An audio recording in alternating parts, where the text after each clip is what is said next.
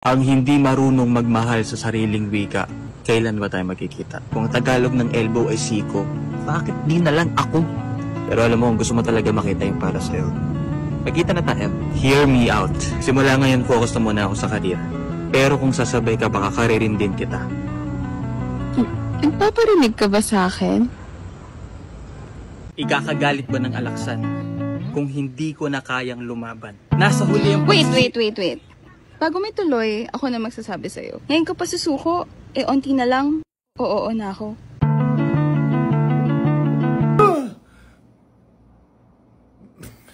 Bad trip. Hindi ka ba nahihiya? Huh? Bigla-bigla ka na lang pumapasok sa isip ko. Pwede ka naman magpaalam next time pero minsan nasa trabaho ako, biglang pumapasok sa isip ko, parang nakakabaliw. Paalam ka next time, cut off, ganyan, or anything. Pasabi ka kasi. Biglang pumapasok. Kailangan mong magsikap. Kailangan Sikap! baliktarin mo yung sikap. Pakis? Boom! Game? Ha? Game? Alin? Sabi mo pakis. Ano? Sabi mo pakis. Ikaw yun eh! Masyado kang aggressive ha? Ano? Sabi Game? mo eh. Maganda siguro pag tayo na lang ha?